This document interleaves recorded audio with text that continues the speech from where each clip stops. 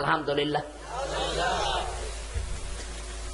অবৈধ ইনকাম যারা করেন, কান খাড়া করে শোনেন, অবৈধ ইনকাম যারা করেন নিজের ক্যাপাসিটি বাদ দিয়ে বাম হাতের ইনকাম, এদেশে আছে না নেই? আজ ইউনিয়ন থেকে শুরু করে একেবারে সচিবালয় পর্যন্ত এমন কোন দিক আর বিভাগ নেই যেখানে ঘুষ নেই। না বেশি বলে ফেললাম? এই অবৈধ যারা বাম হাতের ইনকাম করছেন, কান খাড়া করে শোনেন। আপনি দুনিয়ায় আসার 50,000 বছর আগে কে কতটুকু পাবে তার কপালে আল্লাহ লিখে পাঠিয়েছে।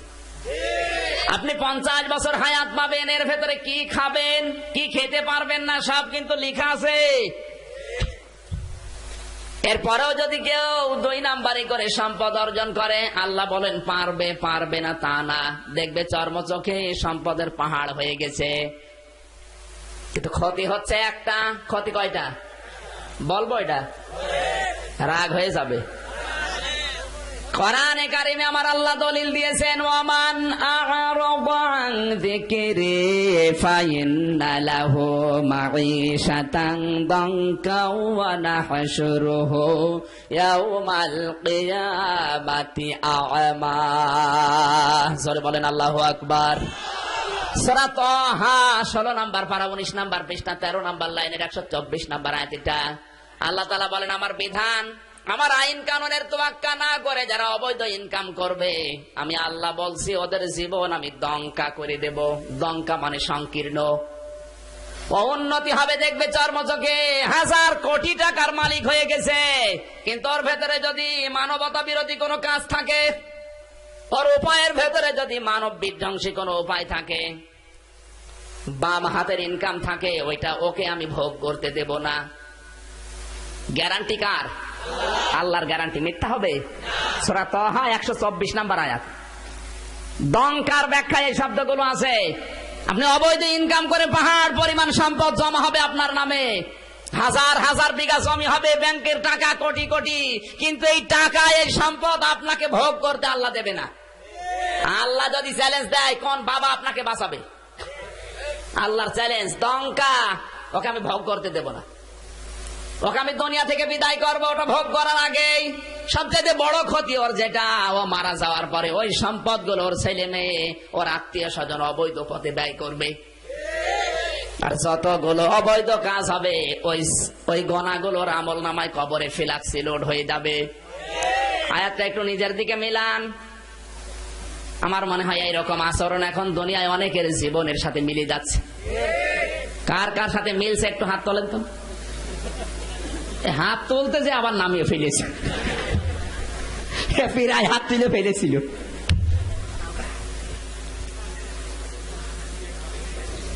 কেউ বোঝেন নাই আয়াতটা, অথচ আমি আয়াতটা পড়ার পরে আমার মনে হচ্ছে আমি সহ এখানে হাজারো মানুষ যারা বসে আছি, এই অবৈধ টাকা অবৈধ ক্ষমতা ভোগ করার কোন সম্ভাবনা আমার নেই, কারণ হায়াত আমার অতদিন নেই। দঙ্কার ব্যাখ্যায় আরো গুরুত্বপূর্ণ শব্দ আছে। যারা আল্লাহর বিধানের তাওয়াক্কা না করে, আল্লাহ রাব্বুল আলামিনের আয়াত না মেনে, বিধান না মেনে যারা অবৈধ কোন পথ বেছে নেয়, আল্লাহ বলেন ওর পরিবারের যারা আছে ওদের বিরুদ্ধে আমি লাগিয়ে দেই। ওর সন্তান ওর বিরুদ্ধে যাবে, ওর স্ত্রী ওর বিরুদ্ধে যাবে। এই কথা বলছে না কেন? বাইরের থেকে ভেতরের অবস্থাটা বোঝা যায় না। আর যারা অত্যাচার করে দেখবেন ওর বউ কথা শোনে না। আপনি খোঁজ খবর নিয়ে দেখবেন ওর বর লাইন অন্য জায়গায়, ছেলে ডাইল খায়, মেয়ে খায় অন্য কিছু। কথা বলছে না কেন?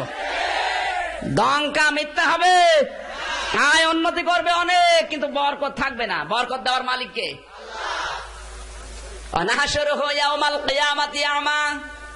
আর একটা ক্ষতি ওর জীবনে, মারা যাওয়ার পরে ওর চোখ থাকবে না, অন্ধ হয়ে উঠবে। চোখ যার নেই তার কাছে জিজ্ঞাসা করেন দুনিয়ার আসল সম্পদ চোখ। কথা বলেন না কেন? মারা যাওয়ার পরে বলবে ক্বালা রাব্বি লিমা হাশারতানি আ'মা ওয়া ক্বাদ কুনতু বাসীরা। হে আল্লাহ, আমার তো চোখ ছিল, তুমি আমাকে অন্ধ করে কেন দিলে? আল্লাহ পাক বলেন ধমক দিয়ে ওকে আমি বলবো ক্বালা কাযালিকা তাতকা আয়াতুনা ফানাসিতাহা ওয়া কাযালিকাল ইয়াউমা তুনসা। হে বান্দা, তোর সামনে আমার নবী, আমার রাসূল, আমার আলেম বান্দারা ঠিক এইভাবে আমার আয়াতগুলো প্রকাশ করেছিল, জানার পরেও তুই ভুলে গিয়েছিলি, আমাকে মানিস নাই। আমি আজকে নিজের এই জবান থেকে তোকে ভুলে গেলাম। তুই যে আমার বান্দি ছিলি, বান্দা ছিলি, কোনদিন আমার কুদরতের জবানে তোকে আর ডাক দেব না। কিয়ামতের এই কঠিন ময়দানে আল্লাহ যদি আপনাকে বান্দা বান্দি বলে ডাক না দিয়ে ভুলে যায়, কি হবে ওই সময় চিন্তা এখন করা দরকার না মরণের পরে করবেন? এই বলুন। বিশ্বনবী হাদিসের ভাষায় জানিয়েছেন খুযুল আতা মা তামাতান ফাইদা সারা রিশওয়াতান ফিদ্দিনি ফালা তাখুযুহু আলাস্তুম বিতারিকিহি ইয়াবনাকুমুল ফাকর ওয়াল হাজা। হে পৃথিবীর উম্মতরা শোনো, যতদিন পর্যন্ত হাদিয়া হাদিয়া পর্যায়ে থাকে ততদিন গ্রহণ করবা, কিন্তু হাদিয়া যদি ঘুষের পর্যায়ে চলে যায় ওইটা আর গ্রহণ করা যাবে না। আজ হাদিয়া কোন জায়গা আছে না ঘুষ হয়ে গেছে? বাংলাদেশের অনেক সেক্টর আছে, আমি বিশ্ববিদ্যালয় থেকে দেখেছি, যেটা অনেক জায়গায় এমন আছে অনেকে চেষ্টা করছে ভালো থাকার জন্য, ইসলামের উপরে জীবন যাপন করার জন্য, কিন্তু উপরওয়ালার চাপে পেরে দেয় না। কথা বললেন না কেন? প্রশাসনের ভেতরে, চিকিৎসা বিভাগের ভেতরে, বিচার ব্যবস্থার ভেতরে যতগুলো ব্যবস্থা বাংলাদেশে যত বিভাগ আছে অধিকাংশ গুলো আমার ঘাটাঘাটি করা শেষ। কারণ ভার্সিটিতে তো শুধু আর সিলেবাসের বই পড়ানো হয় না, বিশ্ববিদ্যালয় মানে উন্মুক্ত জায়গা। এখান থেকে যে জ্ঞানটা আমি পেয়েছি এই বাংলাদেশ সম্পর্কে, আমি 228টা রাষ্ট্র সম্পর্কে কম বেশি পড়েছি। আমার যতটুকু ধারণা, অনেক মানুষ কোরআন শুনে হাদিস শুনে নিজে একটু সংশোধন হয়, কিন্তু উপরওয়ালা চাপে পারে না। এরকম পরিবেশ দেশে আছে না নেই? অনেকে উপরওয়ালার চাপে পেরে দেয় না, উপরওয়ালা চাপ দেয় উনি সব ভুলে যায়। এখন যারা উপরওয়ালার চাপে পারে না এরা বলছে হুজুর আমরা করব কি? এই জায়গায় আসতে আমার কমপক্ষে 10 লাখ টাকা দিয়ে তারপরে আশা লেগেছে, এরকম জায়গা আছে না নেই?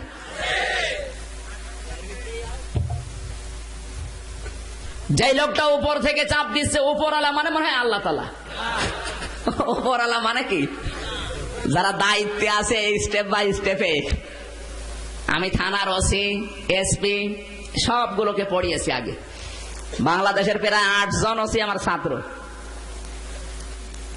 এদের কাছ থেকে যেটা দেখেছি, চেষ্টা করলে অনেকে পেরে দেয় না। উপরওয়ালা এক টেলিফোনে উল্টাপাল্টা করে ফেলে। জীবনের ঝুঁকি নিয়ে এত কষ্ট করে হিরোইন ধরে নিয়ে আসে, উপরওয়ালা হ্যালো ছেড়ে দিতে বাধ্য। হ্যাঁ, এরকম জায়গা আছে না নেই? আজ ক্লিনিক গুলোর দিকে তাকান, হাসপাতালগুলোর দিকে তাকান, বিচার ব্যবস্থার দিকে তাকান। একটু তাকালে দেখবেন চেষ্টা করছে নিচের লোকটা, কিন্তু উপরওয়ালার হ্যালোতে সব গেল। এই জন্য কিয়ামতের ময়দানে সবচাইতে বেশি শাস্তি হবে যারা উপরওয়ালা। কুল্লুকুম রাঈন ওয়া কুল্লুকুম মাসউলুন আন রাইয়াতিহি। আল্লাহর নবী বলেন প্রতিটি মানুষ কিন্তু দায়িত্বশীল, যার দায়িত্ব যত বড় তাকে ওই সম্পর্কে আগে প্রশ্ন করা হবে, এরপরে জান্নাত। এই বাগমারা থানায় যিনি দায়িত্বে আছেন, যতগুলো কর্মচারী তার আন্ডারে কাজ করে, কিয়ামতের ময়দানে ওসি সাহেবকে আল্লাহ এতগুলো সেনা সম্পর্কে প্রশ্ন করবে, তারপরে তার জান্নাত। কথা বলছে না কেন? যে যত বড় দায়িত্ব নিয়ে বসে আছে, কিয়ামতের দিন তাকে অত বড় প্রশ্ন করা হবে। আমি আমির হামজা, আমারে আল্লাহ বলবে তোর স্ত্রী আর তোর ওই ছোট্ট 2.5 বছরের মেয়ে মাওয়া, এদের সম্পর্কে বল, যদি জবাব দিতে পারি জান্নাত। আমার উপরে যারা আছে, একজন এমপি 2.5 লাখ থেকে 3 লাখ মানুষের দায়িত্ব নিয়েছে। এই 3 লক্ষ মানুষের জীবন সম্পর্কে তাকে তাদের অধিকার যদি নষ্ট হয় জবাব দেওয়া লাগবে, তারপরে জান্নাত। 16 কোটি মানুষের দায়িত্ব নিয়ে আছে প্রধানমন্ত্রী। কিয়ামতের দিন 16 কোটি মানুষ সম্পর্কে আল্লাহ তাকে প্রশ্ন করবে, তারপরে জান্নাত। এই কথা বলছে না কেন? আপনি নিজেরটা মিশে মিলান, কতটুকু দায়িত্ব নিয়ে আপনি আছেন। ইসলাম বিরোধী যারা পৃথিবীতে যুগে যুগে বিদায় নিয়েছে, আব্রাহার চিন্তায় ছিল নিজে এই কাজটা না করলে আসল কাবা ভাঙা যাবে না। এই জন্য নিজে নিজে আগুন লাগিয়ে সকালবেলা পত্রিকায় দিয়েছে, সংবাদ ছড়িয়েছে, আমার কাবা ভেঙেছে ওই কাবার মালিকরা। আমি ওই কাবা ধ্বংস না করলে আমার জানের স্বাদ মিটবে না, মনের স্বাদ মিটবে না। 60,000 পদাতিক বাহিনী হাতি নিয়ে, বিশাল বিশাল বাহিনী নিয়ে আসতেছে। মক্কা শরীফে প্রবেশ করে ওয়াদিয়ে মুহাসসার নামক জায়গায়, কাবা শরীফ থেকে মাত্র 3.5 কিলোমিটার একটু ফাঁকে। এই জায়গাটায় আসার পরে ডাক দিয়েছে। এই কাবা শরীফের খাদেম কে কে? আল্লাহর নবীর দাদা, আপন দাদা আব্দুল মুত্তালিব, তিনি প্রধান দায়িত্বে ছিলেন। আব্দুল মুত্তালিব 1 নম্বরে, এই জন্য তার 200 উট, ভেড়া, বকরি সব আটকিয়েছে আগে। তাকে আটকানোর পরে খবর দিয়েছে আসো। ও যখন গেছে বলছে, তুমি কি? আমি দায়িত্বে আছি কাবা শরীফের খাদেমের, তুমি আমার উট ভেড়া এগুলো দিয়ে দাও। আব্রাহা ডাক দিয়ে বলে, আব্দুল মুত্তালিব, শুনেছিলাম তুমি জ্ঞানী মানুষ, আমি এসেছি কাবা শরীফ ধ্বংস করার জন্য, মনে করলাম তুমি আমার কাছে কাকতি মিনতি করবে না, তুমি তোমার নিজের ছাগল ভেড়া উট নিয়ে ব্যস্ত, তোমার তো বুদ্ধি বলতে কিছু নেই। আল্লাহর নবীর দাদা আব্দুল মুত্তালিব বলে, আব্রাহা, ছাগল ভেড়া উট গরুগুলোর মালিক আমি, এই জন্য ওগুলো আমার দরকার ফিরিয়ে দেন। কাবার মালিক আমি না, আমি কাবার খাদেম। কাবার মালিক যিনি, আমি তাকে বলেছি তার যদি ইচ্ছা হয় সে কাবা রক্ষা করবে। সুবহানাল্লাহ বলতে পারেন না? এখানে একটা শিক্ষা আছে, কাবা শরীফের ভেতরে ওই সময় 360টা মূর্তি ছিল। আব্দুল মুত্তালিব কিন্তু একটা মূর্তির কাছেও কিছু বলে নাই। বলেছে কাবার দরজা এবং হজরে আসওয়াদ পাথর যেখানে, এই একটুখানি ফাঁকা জায়গা, এই জায়গার নাম মুলতাজিম। আল্লাহর নবী বলেন, কেউ যদি এই দরজাটার পাশে ধরে দোয়া করে, মহান আল্লাহ ওই দোয়া ফেরত দিতে লজ্জাবোধ করে। আব্দুল মুত্তালিব ওখান থেকে এসে চাবিটা কাবার দরজায় ঝুলিয়ে কেঁদে কেঁদে বলে, কাবার মালিক, আমার সামর্থ্যের বাইরে, কারণ 60,000 সৈন্য নিয়ে এসেছে, আমি পারলাম না, আমি তো শুধু খাদেম ছিলাম, তোমার দরবারে আমি চাবিটা দিয়ে গেলাম, এর ভেতরে যারা আছে আমি জানি এদের কোনো ক্ষমতা নেই। আব্দুল মুত্তালিব জানতো 360 জন বসে আছে দেবতা, কেউ কিছু করতে পারে না। এখানে কাবার মালিক একজন, তার হাতে আমি চাবি দিয়ে গেলাম, তুমি কাবাটা রক্ষা করো। নিজের আশপাশে আত্মীয় স্বজন যারা আছে তাদেরকে নিয়ে নিরাপদ এক পাহাড়ে আশ্রয় নিলেন, কারণ আল্লাহর গজব নাজিল হবে, এখানে কোনো সন্দেহ নেই। যে হাতিটা সামনে ছিল, হাতিকে পিটাচ্ছে, নাম তার মাহমুদ। তাফসিরে ইবনে কাসিরে লিখেছে এই হাতির নাম ছিল মাহমুদ। যত পিটায় হাতি সামনে যেতে চায় না, কারণ হাতি জানে যেখানে নিয়ে যেতে চায় আল্লাহর ঘর কাবা। কথা বলেন না কেন? বন্য প্রাণী যারা, এদের অভ্যাস হচ্ছে যেখানে যেটা যেতে চায়, সামনে যে লিডার থাকে ও যদি কোনো দিকে যায় সবাই যাবে সেদিকে। সামনের যেটা, ও যেহেতু বসেছে, পেছনে যারা ছিল সব বসে গেছে। এত পিটায় উঠতে চায় না। একটা হাতি বন্য প্রাণী, সে আল্লাহর ঘর কাবা শরীফ চেনে। কথা বলুন। বাংলাদেশের যে হাতি, এ হাতি আল্লাহর কাবাও চেনে নাই, কাবা শরীফকে গালি দিয়েছে। কথা বলেন ঠিক কিনা? ওর ভাগ্য ভালো, জেলখানা ছিল। যদি বাইরে থাকতো এই জানোয়ারের মনে হয় পশম পর্যন্ত খুঁজে পাওয়া যেত না। এ সমস্ত কাজ কারবার গুলোর দ্বারা যা হচ্ছে ভালো হচ্ছে। কিছুই বোঝেন নাই নাকি? যা হচ্ছে কিছুই বোঝেন না। উদাহরণ দিলে বুঝবেন, ভালো হয় নাই মানে এবার কান লাগান। এক বাদশা যাচ্ছে শিকার করতে, সাথে ছেলে তার এক উজির। শিকার যারা করে যে তা টার্গেট নেয়, ওই দিকে তাদের খেয়াল, অন্যদিকে খেয়াল নেই। কথা বলছে না কেন? আমি একজন পাখিওয়ালার সাথে মিশতাম কিছুদিন। একবার গেলাম তার সাথে পাখি মারার জন্য, রাজশাহীতে বাড়ি। ও পাখি টার্গেট নিয়েছে, পাখি ওর সব, আমাদের কথা মনে নেই। পাখি যেখানে উড়ে বসে ও সেই দিকে যায়। বাচ্চা যাচ্ছে হরিণের দিকে টার্গেট করে, হঠাৎ আঙ্গুলের ভেতরে এক পোকা কামড় দিয়েছে। পোকার কামড়ের যন্ত্রণায় অস্থির হয়ে গেছে। ডাক দিয়ে বলে, উজির আমি তো আর বাঁচি না, রাজ দরবার পর্যন্ত যেতে যেতে মারা যাব, এক কাজ করো, কি বুদ্ধি করবা করো। উজির বলছে, বাদশা বুদ্ধি এখানে আর কি করা যায়, আপনি আঙ্গুল এইভাবে ধরেন, আমি কোপ মেরে আঙ্গুলটা কেটে ফেলি। এখন তো বাঁচা লাগবে, আঙ্গুল যেইভাবে ধরেছে এক কোপ দিয়ে আলাদা করে ফেলিস। আঙ্গুলটা নাচতেছে, চিন্তা আঙ্গুল, ওটা পকেটে তুলে নিয়েছে। ডাক দিয়ে বলে, বাদশা এবার কেমন লাগবে? কেমন লাগে মানে, আগে তো ছিলাম এক যন্ত্রণায়, এখন যন্ত্রণা আরো বেড়েছে। লতা পাতা দিয়ে তাড়াতাড়ি করে বেঁধে দিয়েছে। উজির যন্ত্রণা যেই বেড়েছে, কথা ভালোভাবে বলা তো দূরের কথা, বলছে, বাদশাহ যা হয়েছে ভালো হয়েছে। ওর মাথা ঠিক আছে, যেই বলেছে যা হয়েছে ভালো হয়েছে, ওর রাগ গেছে বেড়ে, কিছু বলতে পারছে না, আঙ্গুল নেই। ডাক দিয়ে বলছে, ঠিক আছে চল। বাড়ি গেছে, পেয়াদাদেরকে বলে, 4 বছর জেল দিয়ে দিলাম, আমার আঙ্গুল কেটে ফেলে আবার বলছে যা হয়েছে।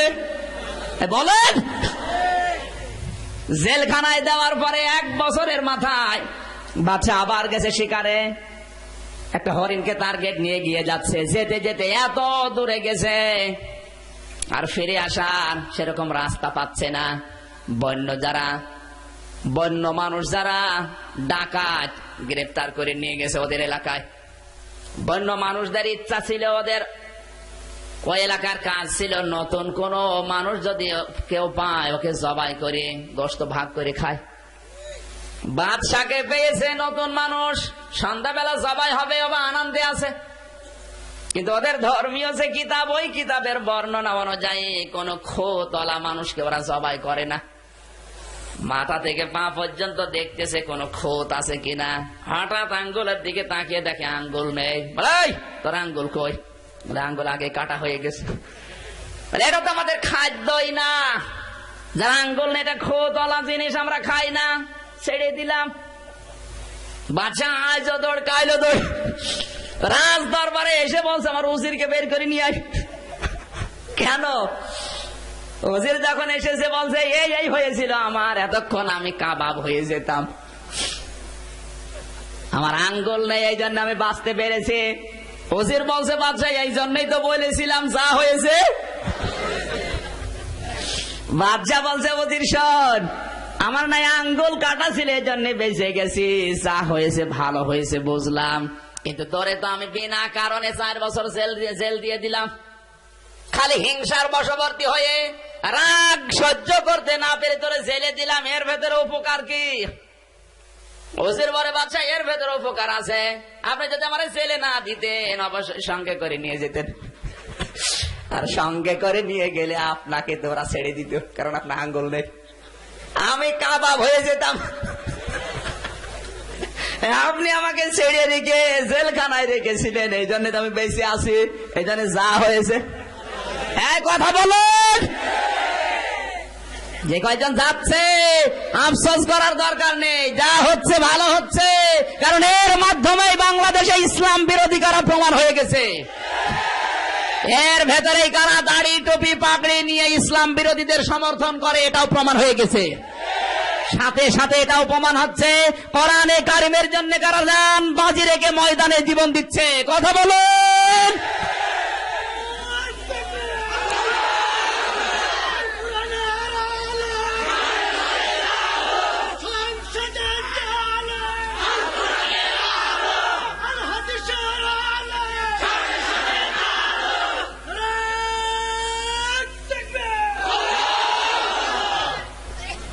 যা হয়েছে আর বলা লাগবে? কে যেন বলল না, যা হয়েছে ভালো হচ্ছে।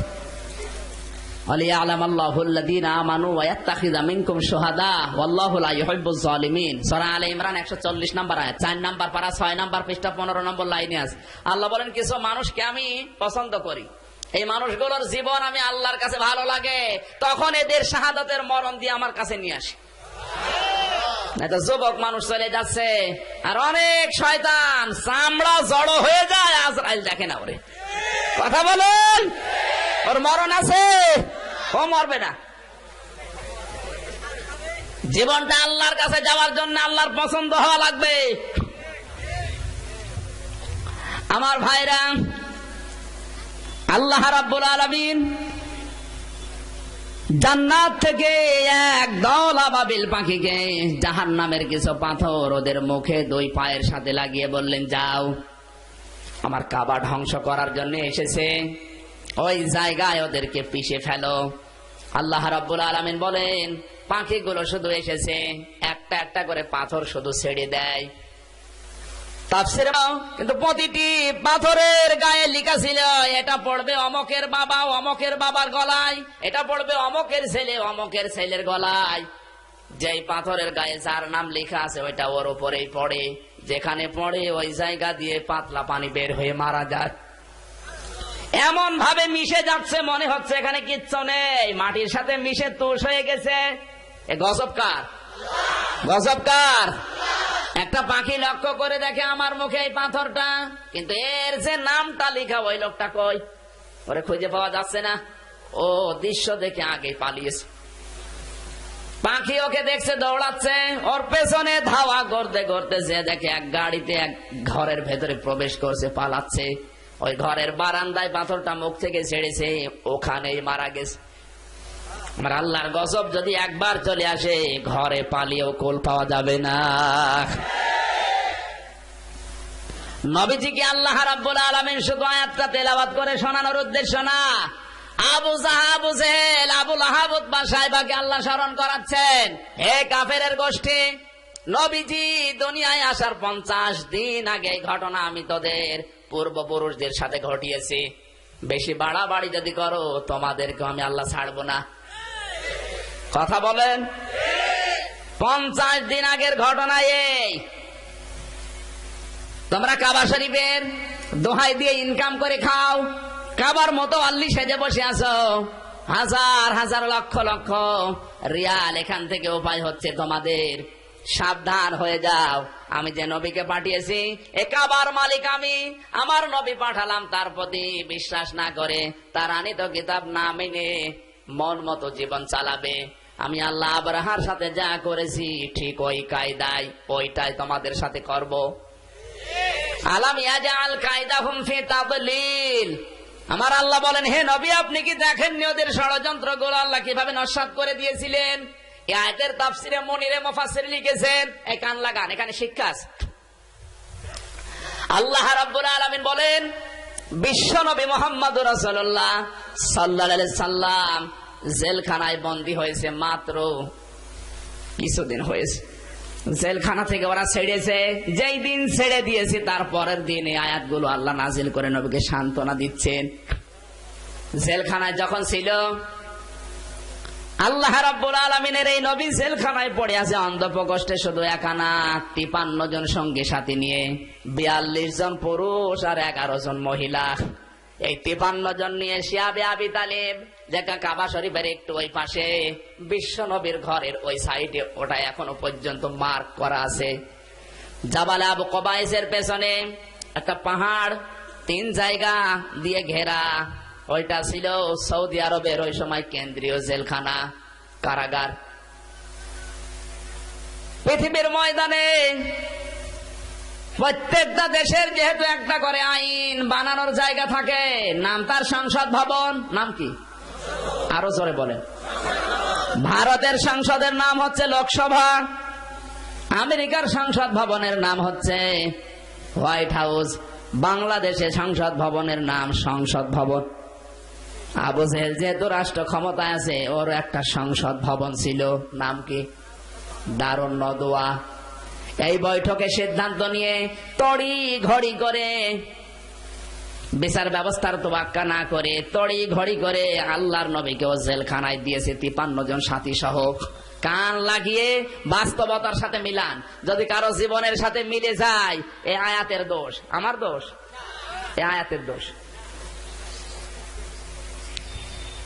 সাধারণ আইনের তোয়াক্কা না করে তড়ি ঘড়ি করে একটা আইন পাশ করে ফেলেছে। আমার আল্লাহ কোরআনে কারিমে আয়াতটা তার ওই তিনটা অপশন সহ আইনটাকে কোরআনে কোট করে দিলেন। কারণ আবু জেহেল হয়তো আর 20 বছর পরে থাকবে না, আবুল আহাব 20 বছর পরে থাকবে না, কিন্তু আবুল আহাবের রক্ত দিয়ে দুনিয়ায় যারা তৈরি হবে কিয়ামত পর্যন্ত তার নাতি পুতিরা থাকবে। তারাও ঠিক এই কায়দায় আবু জেহেলের এই তিনটা অপশন রাখবে। ওয়াইদ ইয়ামকুরু বিকাল্লাযিনা কাফারু লিয়ুসবিতুকা আও ইয়াকতুলুকা আও ইউখরিজুকা ওয়া ইয়ামকুরুনা ওয়া ইয়ামকুরুল্লাহ ওয়াল্লাহু খায়রুল মাকিরিন। জোরে বলেন আল্লাহু আকবার। সূরা আনফাল 9 নম্বর পারা 19 নম্বর পৃষ্ঠা 5 নম্বর লাইন 6 নম্বর লাইনের 30 নম্বর আয়াত। এটা আল্লাহ পাক বলেন, হে নবী স্মরণ করো ওই সময়ের কথা যখন আবু জেহেল সাধারণ আইনের তোয়াক্কা না করে তিনটা আইন ওর সংসদে পাশ করে ফেলেছে তড়িঘড়ি করে। ওরা তিনটা আইনের ভেতরে তিনটা অপশন রেখেছে। 1 নাম্বার, ওরা আপনাকে বন্দী করবে, লিসবিতুকা আমরণ কারাদণ্ড দিয়ে দেবে। লিসবিতুকা মানে কি? আমরণ কারাদণ্ড।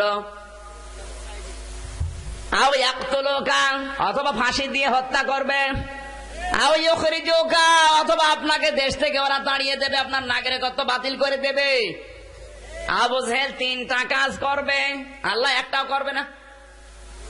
বলেন ওয়ায়ামকুরুল্লাহ, আমার আল্লাহ বলেন আমি ওদের ষড়যন্ত্রের বিরুদ্ধে মোকাবেলার জন্য লেগে গেলাম। আমি আল্লাহ কি কি কৌশল লাগবে আপনাকে বাঁচানোর জন্য, কি কি কৌশল অবলম্বন করা লাগবে, আমি আল্লাহ নিজে ওই কৌশলগুলো অবলম্বন করলাম। আল্লাহু খায়রুল মাকিরিন, আল্লাহ সব চাইতে বড় কৌশলী।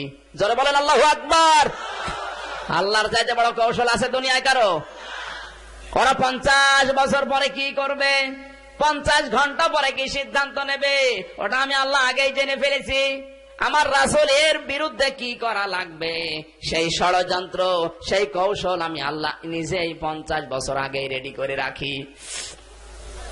নবীজি জেলখানায় আছেন, তড়িঘড়ি করে তিনটা আইন পাশ করে 1 নম্বরে তাকে জেলখানায় দিয়ে আবু জেহেল মানুষকে জানিয়েছে মোহাম্মদকে শাস্তি দেওয়া জাতীয় দাবি। কি দাবি বলেন? যুগে যুগে যারা আবু জেহেলের চিন্তা নিয়ে রাষ্ট্র চালাবে, এরাও কিন্তু কোরআনের প্রচার যারা করবে, প্রসার যারা করবে, তাদেরকে ঠিক তড়িঘড়ি করে এইভাবে আটকিয়ে বলবে জাতীয় দাবি। আপনি একটা একটা করে খাপে খাপে মিলাবেন, মিলে যাবে, নাই হাদিস বাদ দিয়ে দেব, এই আয়াত বাদ থাকবে। জাতীয় দাবি বলে প্রচার করছে, মানুষ স্তব্ধ হয়ে গেছে। তাই তো জাতীয় দাবি তো। আল্লাহর নবী জেলখানায় আছেন, খাওয়া দাওয়া বন্ধ করে দিয়েছে। কেউ যদি কিছু নিয়ে যেতে চায় তাকে পর্যন্ত জেলখানায় ঢুকিয়ে দেয়। আজ পৃথিবীতে অনেক রাষ্ট্র এমন আছে কোরআনওয়ালাদের সাথে আবু জেহেল যারা, তারা এই আচরণ করে। এদের খোঁজ খবর নেওয়া দূরের কথা, দেখতে যাওয়া দূরের কথা, যারা যাবে তাদেরও ভিতরে ঢুকিয়ে দেয়। আমার আল্লাহ বলেন ওয়ায়ামকুরুনা ওয়ায়ামকুরুল্লাহ, আমার যে চক্রান্ত, আমার যে কৌশল, কি এটা? এবার কান লাগান। আবু জেহেলের প্রধান উপদেষ্টা নাম তার হিশাম ইবনে আমর। নাম কি? বয়স 82 বছর। 4 দিন ওর ঘুম আসে না। কয়দিন? চেহারা ফ্যাকাশে হয়ে যাচ্ছে। 4 দিন যখন ঘুম আসে না, স্ত্রীর কাছে বলছে দেখো আমার ঘুম আসার না আসার কারণ আছে। কি কারণ? মোহাম্মদকে আমরা ভালো মানুষ বলে প্রচার করেছি, আমরাও জানি। ওর সাথে যে 53 জন মানুষকে আমরা আটকিয়েছি, প্রত্যেকটার চরিত্রই তো ভালো। আবু বকরের মতো মানুষ হয় না, হযরত ওসমান, তালহা, জুবাইরের মতো মানুষ হয় না, কিন্তু তাদেরকে আমরা আটকে রেখেছি। মাঝে মাঝে আমার ব্রেনের ভেতরে কে যেন চিন্তা ঢুকিয়ে দেয়। এই চিন্তা মনে হয় মানাত দিচ্ছে। কে? আল্লাহ বলেন আমার ষড়যন্ত্র পুরা ভিন্ন। আবু জেহেলের প্রধান উপদেষ্টা নাম হচ্ছে হিশাম ইবনে। বলেন স্ত্রীর কাছে যখন বলেছে, স্ত্রী বলে চুপ করো, তুমি এই কথা আর উচ্চারণ করবা না, কারণ আবু জেহেল যদি তোমার এই কথা জানতে পারে তোমাকে বাদ দিয়ে দেবে। হিসাম ইবনে আমর বলে বাদ দিয়ে দেয় দিক, আমি তো নিজেই বাঁচি না, তুমি একা কি করবে? আমি একা না, আমার এই মনের কথাগুলো আমি একজনকে জানাবো। ওই রাতে শীতের সময় লাঠি ভর দিয়ে বুড়া মানুষ কাঁপতে কাঁপতে গেছে, যার কাছে গেছে তার নাম জুহাইর ইবনে আবু উমাইয়া। ও ছিল আবু জেহেলের এমন মানুষ, যখন যা বলেছে ওই লোকটা তাই করেছে। যদি বলে আমাকে খুন করা লাগবে, খুন করে ফেলেছে। এরকম দেশে কিছু মানুষ পাওয়া যায় না, পাওয়া যায় না? বলেন না কেন? এই জুহাইর ইবনে আবু উমাইয়া ছিল ওই রকম লোক। ওকে দিয়ে যে কত হত্যা করিয়েছে শুধু আবু জেহেল জানে আর ও জানে। গোপন হত্যার জন্য ওকে ব্যবহার করা হতো। লাঠি ভর দিয়ে দিয়ে ওই দেশে এমনিতেই দিনের বেলা গরম আর রাতের বেলা শীত, ঠোক ঠোক করতে করতেছে, ওর দরজায় কড়া নেড়েছে। খোলার পরেই দেখে লোকটা সামনে দাঁড়িয়ে। বলে কে তুমি, ঘুমাওনি কেন? বলে ঘুম আসে না। বলে আমার তো একই অবস্থা। কে অবস্থা? ঘুম আসতেছে না আমার, আর 4 দিন আমার শরীরও খারাপ হয়ে যাচ্ছে। একটা মাত্র কারণ, মোহাম্মদকে ওরা নজরবন্দি করেছে। এখন শুনছি হত্যা করার জন্য ষড়যন্ত্র করছে আবু জেহেল। আমি আর 4 দিন কি হয়েছে জানি না, আমার আর ঘুমই আসে নাই। আমি যদি আর কয়েকদিন এভাবে থাকি আমি এমনিতেই মারা যাব। জুহাইর ইবনে আবু উমাইয়া বলে আমার তো একই অবস্থা। এ ছিল নবীজি মুহাম্মদুর রাসূলুল্লাহ সাল্লাল্লাহু আলাইহি সাল্লামের 3 মাস ছোট উম্মে আইমান, নাম শুনেছেন? হ্যাঁ, আল্লাহর নবী যেই দিন মারা যান, আল্লাহর নবীর মা সেই দিন মারা যান, ওই দিন উম্মে আইমানের হাতে নবীকে তুলে দিয়েছিলেন। এই জুহাইর ইবনে আবু উমাইয়ার মা ওই উম্মে আইমানের বোন। বিশ্ব নবীকে ওই দিন নবীদের মায়ের কাছ থেকে নিয়ে এসে উম্মে আইমান জুহাইর ইবনে আবু উমাইয়ার বাড়িতে উঠে তার মায়ের কাছে লালিত পালিত করেছিলেন 6 মাস। আল্লাহর নবীর 3 মাসের ছোট ছিল এই সন্ত্রাসী। বারবার আমার মা আমাকে ডাক দিয়ে সন্ধ্যাবেলায় বলেছে, জুহাইর তুমি বলে ডাকাত, সন্ত্রাসী, তোমার নাম শুনলে এলাকার মানুষ ভয় পায়। কিন্তু আমি 2 বছর অন্ধ ছিলাম, আমি টের পাইনি। আজকে সকালবেলা শুনেছি আমার মোহাম্মদকে নাকি তোমার নেতা গ্রেফতার করেছে। তুমি আমার সন্তান, তোমাকে বলছে তুমি মস্তানি করো, অসুবিধা নেই, তোমাকে দেখলে মানুষ ভয় পায়, আমার অসুবিধা নেই। মোহাম্মদ কিন্তু তোমার ভাই, তোমাকে আমি 3 গুণ ভালোবাসা যদি আমি ভাগ করি, 1 ভাগ তোমার ভাগে যাবে, 2 ভাগ আমার মোহাম্মদ পাবে। কারণ 6টা মাস আমি তাকে বুকের ভেতরে রেখে মানুষ করেছিলাম। তোমাকে আমি শেষ পর্যায়ে একটা কথা বলি, তুমি যদি মুহাম্মদুর রাসূলুল্লাহকে মুক্ত করে জেলখানা থেকে নিয়ে এসে আমার সামনে না নিয়ে আসতে পারো, আমি মা হয়ে বলছি, আমি যদি মারা যাই আমার মুখ তুমি দেখবে না। জুহাইর বলে নেতা আপনি এসেছেন, আমার একই অবস্থা, আমার মা আমাকে ওসিয়ত দিয়েছে আমাকে নিয়ে যাওয়াই লাগবে। বলে আমরা 2 জনে হবে না, চলো আর একজনের কাছে যাই। 2 জন মিলে রাতের বেলা গেছে মতিন ইবনে আদি, আর এক সন্ত্রাসী, আবু জেহেলের টাকা কামাই করা মেশিন। এরকম অনেক নেতা বাংলাদেশে আছে, কিছু সন্ত্রাসী পালন করে। এই কথা বলছে না কেন? নিজে কোনো অন্যায় অ্যাক্টিভ না, কোন অপরাধে অ্যাক্টিভ না, এগুলো দিয়ে চালায় টাকা কামাই করা মেশিন। রাজশাহী নেই, সব কুষ্টিয়ায় আছে। এই লোকটার নাম ছিল মতিন ইবনে আদি। ওর ঘরের কড়া নাড়ানোর পরেও বেরিয়ে এসেছে, ডাক দিয়ে বলে কি এত রাতে 2 জন বড় বড় মহান মানুষ। বলে আমরা এমনি আসি নাই, ঘুম আসে না আমাদের। কিসের কারণে? মোহাম্মদকে গ্রেফতার করে জেলখানায় দিয়েছে, আমরা জানি যে সে ভালো মানুষ, এখন শুনছি তাকে মেরে ফেলবে। তুমি বলো কি করা যায়? মতিন বলে আমার অবস্থা একই, তোমরা 2 জন এসেছো আর সারাদিন আমার 3টা ঘটনা ঘটে গেছে। এই মোহাম্মদকে বন্দী করার 15 দিন আগে আমার যে সন্তানটা এখন দেখতে পাও 3 বছর 15 দিন বয়স, এই 3 বছর মোহাম্মদকে আমরা আটকিয়ে রেখেছি জেলখানায়। এই সন্তানটা হওয়ার 15 দিন পরে মোহাম্মদ এসেছিল আমার বাড়িতে। ওর মুখ থেকে মুখের লালা আমার এই সন্তানের মুখে দিয়েছিল। ওই দিন থেকে আমার সন্তানের মুখ দিয়ে আতরের ঘ্রাণ বের হয়। ওর ওই যে মুখ দিয়ে যে থুতু আসে, ওইটা যদি কেউ পানিতে গলিয়ে কোন রোগের নিয়ত করে খায়, ভালো হয়ে যায়। এতগুলো কথা বলতেছে আর চোখ দিয়ে পানি ঝরছে, এত বড় সন্ত্রাসীর। 2 নম্বরের বিষয়, আমার বউ আমাকে আজকে জানিয়েছে, আমার এই ছেলেটা মাঝে মাঝে যে কথাগুলো বলে প্রায় কথাই সত্য হয়, কারণ জন্মের 5 মাসের ভেতরে আমার সন্তানটা কথা বলা আরম্ভ করেছে। গুরুত্বপূর্ণ বিষয়ে আজকে আমার সন্তানটা আমার কানে ধরে গলা ধরে বলেছে, বাবা, যে মোহাম্মদের জন্য এত বরকত তোমার সংসারে আসে, যে মোহাম্মদের জন্য এত বরকত দুনিয়ায় তুমি দেখতে পেলে, তাকে নাকি জেলখানায় আটকিয়ে রেখেছে তোমরা। তোমাকে বলছি, আমি যা ছোটকাল থেকে বলেছি একটা কথা কিন্তু মিথ্যা হয় না, সবই সত্যে পরিণত হয়ে যায়। আজকে আমি দেখলাম মুহাম্মদুর রাসূলুল্লাহকে যদি আপনি মুক্ত না করেন, আমি কিন্তু মনে হয় আর বাঁচবো না। এই কথাটা শোনার পরে আমার স্ত্রী সন্তানকে কোলে নিয়ে আমাকে জানিয়েছে, তোমার কারণে আমার ছেলেটা মরতে বসেছে। তুমি যদি মোহাম্মদকে ছাড়িয়ে আনতে না পারো, তোমাকে আমি ডিভোর্স দিয়ে বাবার বাড়ি সকালে ছেলে নিয়ে চলে যাব। আরে ভাই, তোমরা 2 জন এসেছো, আমার তো নিজের সংসারই টেকে না। এদিকে আমার ছেলে মারা যেতে বসেছে, আর এদিকে আমার বউ বিদায় নিতে বসেছে। আমার সংসার ঠেকাতে হবে। এই জন্য এই মুহূর্তে আমার জাতীয় দাবি, সংসার ঠেকাতে হলে মোহাম্মদ বের করা লাগবে। আপনার ষড়যন্ত্র আর কয় দিক থেকে? আল্লাহর ষড়যন্ত্র চারিদিক থেকে। ইন্না বাতশা রাব্বিকা লাশাদীদ ইন্নাহু হুয়া ইয়াবদিউ ওয়া ইউঈদ। আল্লাহ বলেন, আমি কাউকে ধরি না, ঢিল দিতে থাকি, কিন্তু যদি কাউকে ধরি ওরে আর ছাড়ি না। কথা বলুন। আল্লাহর ধরা দেখেছেন? ফেরাউনকে ধরেছিল, চুবিয়ে মেরেছে।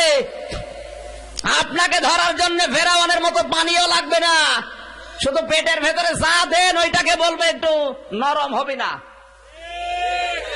আর বেরও হবে না, পেটের ভেতরে মারা যাবে।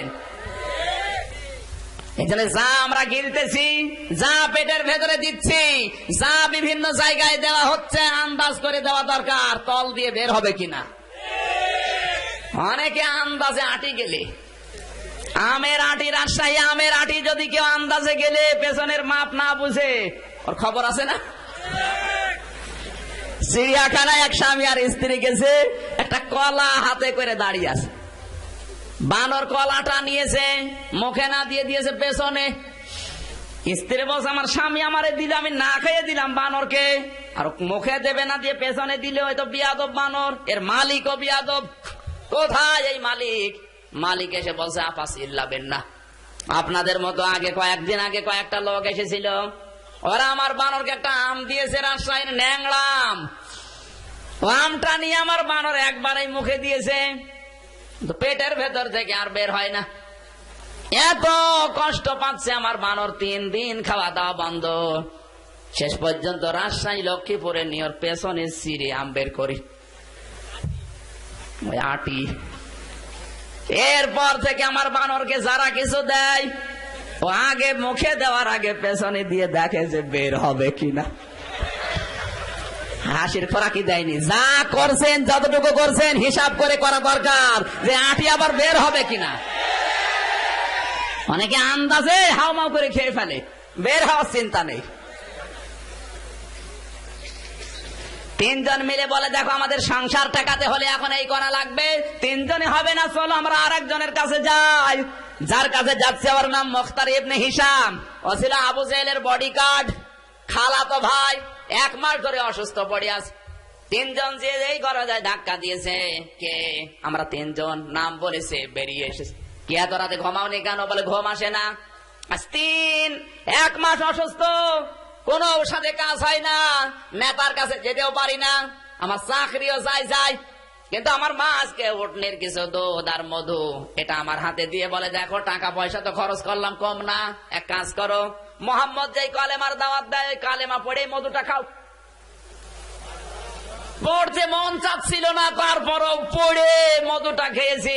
1 ফোঁটা মধু ভেতরে যেতে দেরি, আমার অসুখ ভালো হতে দেরি হয়নি। 1 মাস আমি ঘুমাতে পারিনি। আজকে যখন মধু খাওয়ার পরে মোহাম্মদের কলেমায় কাজ হয়েছে, আনন্দে আমার ঘুম আসে না। তাহলে কি করতে চাও? করবো আর কি, মোহাম্মদকে মুক্ত করা লাগবে। যার কলেমায় আমি ভালো হয়ে গেছি, গ্রহণ করে নিলে আমার দুনিয়া ভালো হয়ে যাবে। ঠিক আছে চলো, 4 জন মিলে হবে না, আর একজনকে লাগবে। ওরা 4 জন মিলে গেছে। যেই লোকটার কাছে, তার নাম ছিল জাইমা ইবনে আসওয়াদ। জাইমা ইবনে আসওয়াদ ইবনে আব্দুল মুত্তালিব। এই লোকটা ছিল মুরব্বী, কিন্তু ঠান্ডা মাথার খনি। ঠান্ডা মাথার খনি বাংলাদেশে আছে না নেই? ইসলামের বিপক্ষে বুদ্ধি দিত, বুড়া খুন খুনে, কিন্তু বুদ্ধি বের করতো সব। এই লোকটার পরিচয় হচ্ছে জাইমা। জাইমার যে মা হযরতে হালিমা সাদিয়া রাদিয়াল্লাহু তাআলা আনহার ছোট বোন। আল্লাহর নবী মুহাম্মদ রাসূলুল্লাহ যখন হালিমার বাড়িতে থাকতেন, এই জাইমার মা যুবতী মানুষ, তখন মাঝে মাঝে হালিমার বাড়িতে এসে রাত কাটাতো, বিশ্ব নবীকে কোলে নিয়ে আদর করত। এই জাইমার মা শুনতে পেরেছে নবী মুহাম্মদ রাসূলুল্লাহ জেলখানায়, ডাক দিয়ে বলে, জাইমা, আমি মুহাম্মদ রাসূলুল্লাহকে চিনি, তাকে ছোটবেলায় কত আদর করেছি। শুনলাম জেলখানায় আছে তোমাদের সরকারের আন্ডারে, তোমাকে বলছি আমি মা হয়ে, তুমি সরকারের দলে আছো, যদি এই মুহূর্তে তাকে মুক্ত করে আমার কাছে নিয়ে আসতে না পারো, আমি মা হয়ে বলছি তোমার কোনোদিন পরিচয় আর দেব না। কারণ আমি গত রাতে স্বপ্ন দেখেছি মুহাম্মদ মারা গেছে। জোরে বলেন নাউজুবিল্লাহ। লোকটা বলে, ভাই আমি করবো কি, তোমরা 4 জন এসেছে, এদিকে আমার সংসার, আমার মা আমার নামে বরদোয়া দিতে আছে। আজকে এই ভেতরে যদি আমি বের করতে না পারি, কিন্তু আমি যাবো কি করে? ওর কাছে গেলে তো উল্টা বুঝবে। 5 জন মিলে একটা পাহাড়, হাজ্জান নামক পাহাড়ের উপরে উঠেছে। আপনি লিখে নেন, হাজ্জান নামক পাহাড়ের উপরে 5 জন রাতের বেলা হাতের উপরে হাত দিয়ে শপথ বাক্য পাঠ করছে। এই যে 5 জন এক জায়গায়, বিবেক এবার খাড়া করেন। এই যে 5 জন এক জায়গায়, হিশাম ইবনে আমর, জুহাইর ইবনে আবু উমাইয়া, মুতঈম ইবনে আদি, মুখতার ইবনে হিশাম আর জাইমা ইবনে আসওয়াদ, এই 5 জন একটাও কি মুসলমান? আরো জোরে বলেন। তারা মুসলমান না, তাদের ভেতরে ঈমান ছিল না, কিন্তু বিবেক ছিল।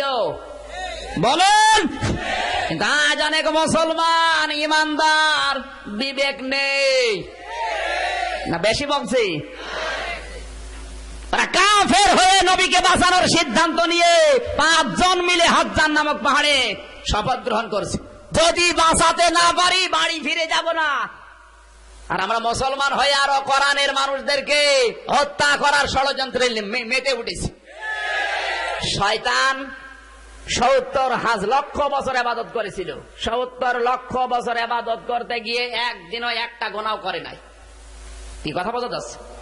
70 লক্ষ বছর ইবাদতের ভেতরে একটা গুনাহ করেছে শয়তান? করে নাই। ও কিন্তু আল্লাহ বিরোধী ছিল না, আল্লাহর একটা হুকুম শুধু লঙ্ঘন করেছে। কথা বলছে না কেন? আর অনেক মানুষ আছে শয়তানের চাইতে বড়, আল্লাহর বিধান তো মানেই না, আর মানে যারা তাদেরকে অত্যাচার করে। তুমি তো শয়তানের চাইতেও খারাপ। জিন শয়তান যারা আছে ওদেরকে 4 কুল পড়ে আয়াতুল কুরসি পড়ে ফু দিলে চলে যায়, আর মানুষ শয়তান যাবে? 4 কুল না, পুরা কোরআন শরীফ পড়ে ফু দিলেও যেতে চায় না।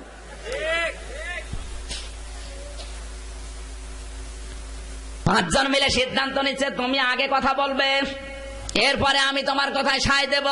রাতের বেলায় গেছে আবু জেহেলের বাড়িতে, ডাক দিয়ে বলে, নেতা দরজা খোলেন। 5 জন মন্ত্রীর উপদেষ্টা মিলে এসেছে। আই পাগলরা এত রাতে কি? ঘর খোলেন, ভেতরে চলেন। প্রথমে আসওয়াদ, জাইমা ইবনে আসওয়াদ কথা তুলেছে, নেতা আবু জেহেল, আপনি যে মুহাম্মদ রাসূলুল্লাহকে জেলখানায় রেখেছেন 53 জন সঙ্গী সাথী সহ, কারণ কি? আবু জেহেল বলে, পাগল, এর কারণ বোঝো না, তোমার মন্ত্রী থেকে বাদ দিয়ে দেব।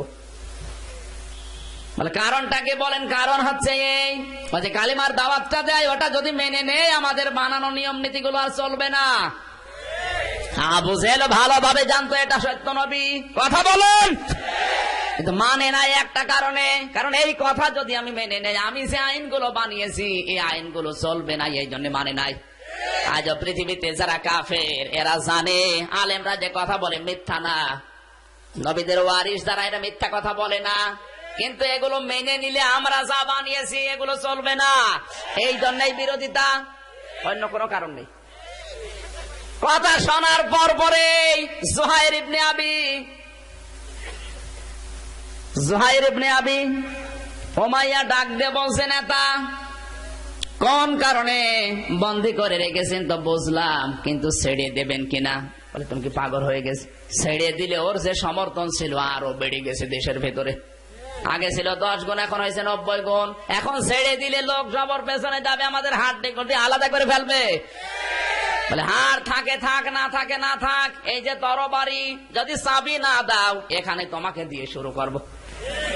আবু জেহেল বলছে দরকার নেই, পাঠিয়েছে, পালিয়ে গেছে। এবার সে প্রধান উপদেষ্টা হিশাম ইবনে আমর, মুরব্বী, 82 বছর বয়স, বলছে মুরব্বী আমারে বাঁচান। বলে বাঁচাবো কি করে? চাবি দিয়ে দাও। আবু জেহেল বলছে কথার সুর তো সব একরকম, কথার সাইজ টাইজ সব একরকম, সব পরামর্শ করে এসেছো, আমি বাঁচাতে পারলাম না, তাড়াতাড়ি চাবি দাও। তোমার কথায় কত মানুষ হত্যা করেছি আমি নিজেও জানি না, তুমি জানো আমার তরবারি যদি একবার কারো উপরে ওঠে ওটা আর ফেরত যায় না, যদি এই কাজ না করো সঙ্গে সঙ্গে তোমাকে এই মাথা নিয়ে মোহাম্মদ রাসূলুল্লাহর পায়ে দেব। তাড়াতাড়ি ভয়ের চোটে চাবি দিয়ে দিয়েছে। চাবিটা নিয়ে 5 জন চিৎকার করতে করতে দৌড়াচ্ছে জেলখানার দিকে। বিশ্ব নবীকে আজ মুক্ত করা হবে। মক্কার বৃদ্ধ লোকেরা লাঠি ভর দিয়ে দৌড়াচ্ছে। মক্কার মেয়েরা যারা দুধ পান করতো, ছোট ছোট বাচ্চারা, মা ডাক দিয়ে বলে বাচ্চা দুধ পান পরে করবি, আগে মোহাম্মদ রাসূলুল্লাহর মুক্তি হবে, চলে মুক্তির মিছিলে শামিল হয়। আমার ভাইরা এখান থেকে শিক্ষা বের হয় এটাই, আপনি মস্তানি করবেন, দল করবেন, কোন অসুবিধা নেই। ইমান আপনার না থাকে না থাক, বিবেক তো আছে। নিরপরাধ কোন মানুষের উপর অত্যাচার হলে আপনার বিবেকটা অন্তত কাজে লাগান।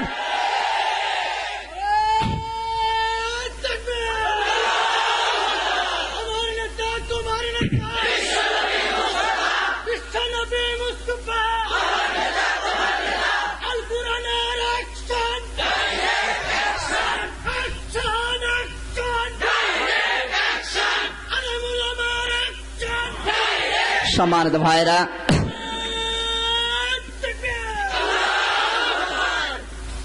হিশাম ইবনে আমর তার স্ত্রীর কথা, সম্মানিত মা বোন যারা এসেছেন, আপনি কোন দল করেন ওটা আমার দেখার দরকার নেই।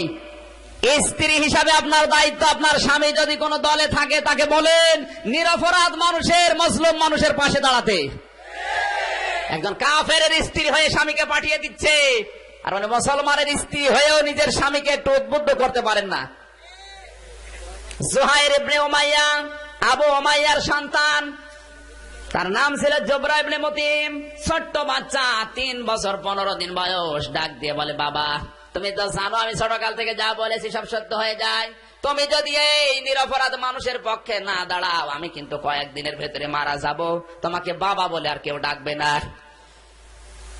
ছোট্ট ছোট মাসুম বাচ্চা যারা আছেন, ছোট ছেলে হোক মেয়ে হোক, আপনার উচিত আপনার বাবা, আপনার বড় ভাই, যারা কোনো দায়িত্বশীল, এই মানুষগুলোকে জবরার মতো এই ওসিয়তটা করা যায়, বাবা আপনি দলে আছেন, নিরপরাধ মানুষের পেছনে দাঁড়ান। কথা বলেন না কেন? স্ত্রী যারা আছেন, স্ত্রী হিসাবে আপনার দায়িত্ব এই। মা যারা আছেন, আপনার সন্তানকে ওসিয়ত করেন মুতিঈম ইবনে আদির মার মতো, হে বাবা তুই যদি সত্যের পক্ষে না দাঁড়াস,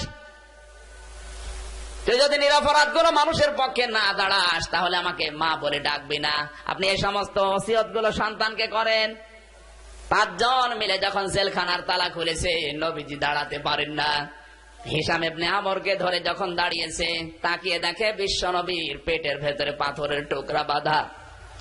আল্লাহর নবী 3 বছর একাধারে জেলখানায় আছেন, খাবার নেই, পানি নেই, পাহাড়ের ওই ছোট্ট ছোট্ট গাছের পাতা খেয়ে খেয়ে পায়খানা পর্যন্ত ছাগলের নাদির মতো হয়ে গেছে। ইসলাম এইভাবে এসেছিল। বিশ্ব নবী মুহাম্মদুর রাসূলুল্লাহকে মুক্ত করে ডাক দিয়ে বললেন, ইয়া মুহাম্মদ সাল্লাল্লাহু আলাইহি সাল্লাম, ইন্নাকা আতিকুন মিন আইয়ি হাযা মিন ইয়াউমিন হাযা, তোমাকে আজকে থেকে আমার মুক্ত করার জন্য এসেছিলাম, জেলখানায় আর থাকা লাগবে না, মুক্ত করে দিলাম। এই হচ্ছে কায়দা হুম ফি তাদলিল। আমার আল্লাহ কোন কৌশল কোন দিকে কোন পানি গড়িয়ে দেয় পৃথিবীর কেউ হিসাব করে না, হিসাব শুধু আমার আল্লাহর কাছে আছে। কাবা শরীফে এখন যারা যান লক্ষ্য করে দেখবেন এই আবাবিল পাখিগুলো এখন এই সাক্ষ্য বহন করছে। তাহাজ্জুদের সময় যারা নামাজ পড়তে যান কিসির মিসির করে। 3:30টার সময় একবার যেয়ে দেখি কিসির মিসির আওয়াজ হচ্ছে। যারা ঝাড়ু দেয় খাদেমদেরকে বললাম, ভাই কিসির মিসির আওয়াজ কিসের? বলে আবাবিল পাখির। এদের পায়খানা তো দেখি না, বলে পায়খানা নেই।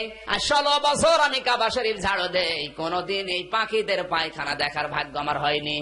এদের যখনই পায়খানার বেগ হয় কাবা থেকে উড়ে চলে যায়, দৌড়ে পায়খানা করে আবার কাবার চত্বরে এসে হাজির হয়। আবাবিল এখনো দুনিয়া থেকে বিদায় নেয়নি, দুনিয়ায় এখনো আবাবিল আছে। জোরে বলেন ঠিক কিনা? আল্লাহ রাব্বুল আলামিন বলেন, হে নবী, তারবিহিম বিহিজারাতিম মিন সিজ্জিল, এর ভেতরে হাজারো হাজারো হাজারো কথা লুকিয়ে রেখেছে। কষ্ট হচ্ছে না? না মানে রাত বিরায় 1টা বেজে যাচ্ছে। সম্মানিত ভাইরা, আল্লাহ রাব্বুল আলামিনের এই আযাব শাস্তি কিয়ামত পর্যন্ত, যেহেতু কোরআনের আয়াত কতদিন পর্যন্ত? কিয়ামত পর্যন্ত। ওইদিকে লক্ষ্য করে সত্যের পক্ষে মাজলুমের পক্ষে থাকার জন্য আহ্বান জানিয়ে আজকের মতো শেষ করলাম। আমিন। বারাকাল্লাহু লানা ওয়া লাকুম ফিল কোরআনিল আযীম। আসসালামু আলাইকুম ওয়া রাহমাতুল্লাহ। আল্লাহুম্মা আমিন। ربنا ظلمنا أنفسنا وإن لم تغفر لنا وترحمنا لنكونن من الخاسرين।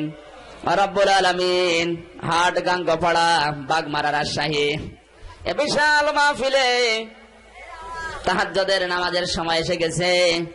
আল্লাহ সূরা ফিলের কথাগুলো আমরা শুনেছি। তোমার যে কৌশল মেহেরবানি করে আমাদের বাস্তব জীবনে তুমি দেখাও। কোরআনে কারিমের আয়াত শোনার পরে যে শিক্ষাগুলো পেয়েছি, বাস্তব জীবনে শিক্ষাগুলো মেনে নেওয়ার তৌফিক দাও। অনেকের মন মানসিকতা আবু সেহেলের মতো, আবু লাহাবের মতো, আল্লাহ তাআলা এই মন তুমি দূর করে আবু বকরের মতো তৈরি করে দাও। রব্বুল আলামিন,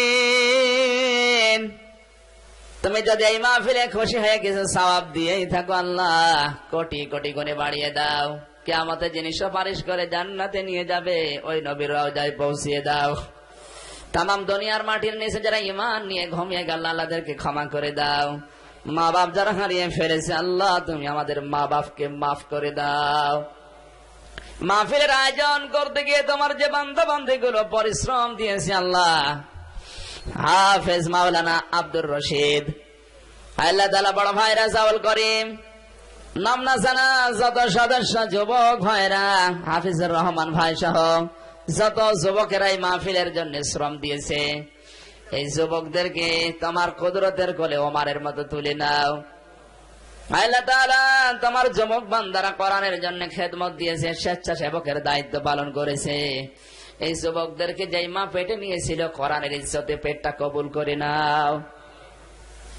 প্রশাসনের যে ভাইগুলো আমাদের এই মাহফিল পাহারা দিয়েছে আল্লাহ তাআলা এদের ছেলে মেয়ে স্ত্রী পুত্র মা বাবাকে তুমি পাহারা দাও, এদের জীবনটা আরো সুন্দর করে দাও।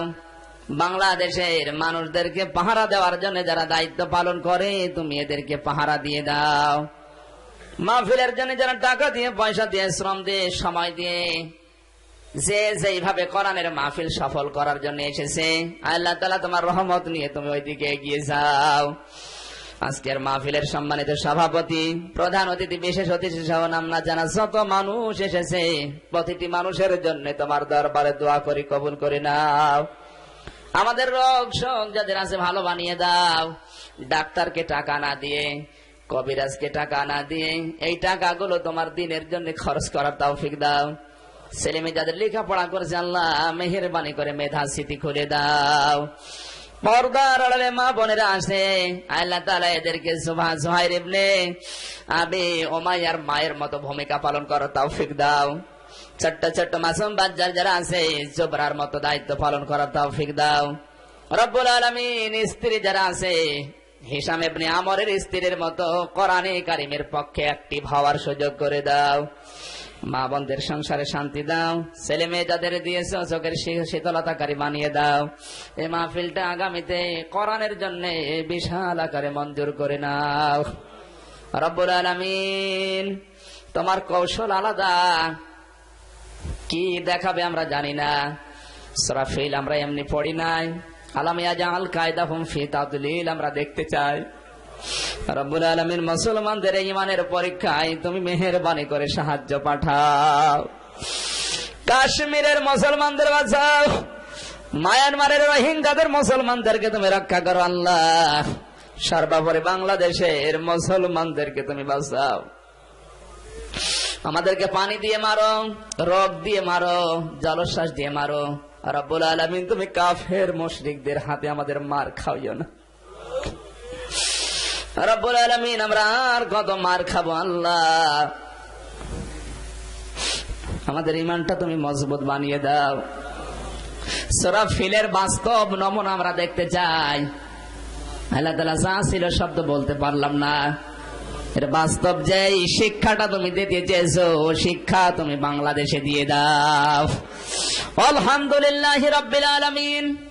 রব্বুল আলামিন তোমার যে বান্দাগুলো শ্রম দিয়ে পরিশ্রম দিয়ে এ বিশাল আয়োজনে সমর্থন জানিয়েছে, বড় ভাই জাকেরুল ইসলাম শান্ত অনেক খেদমত করেছে এই মাহফিলের জন্য। আল্লাহ তোমার এই গোলামকে তুমি ইসলামের জন্য কবুল করে নাও। আল্লাহ তাআলা রেজাউল ভাই সহ আব্দুর রশিদ ভাই সহ নাম না জানা যারা সারাদিন সারা রাত পরিশ্রম করছে এই প্রোগ্রামে কোরআনের জন্য, এদেরকে তুমি বরকত দান করো, এদের জীবনটা তুমি সহজ সরল করে দাও। আমরা এই নিয়তে হাত নামাচ্ছি, সূরা ফিলের বাস্তব নমুনা আমরা দেখতে চাই। আলহামদুলিল্লাহি রাব্বিল আলামিন। হক লা ইলাহা ইল্লাল্লাহু মুহাম্মাদুর রাসূলুল্লাহ। আসসালামু আলাইকুম। এমপি আপনাদের এমপি মহোদয় 50,000 টাকা পাঠিয়েছে এই মাহফিলের জন্য, জোরে বলেন আমিন। আল্লাহ তার এই গোলামের দান যেন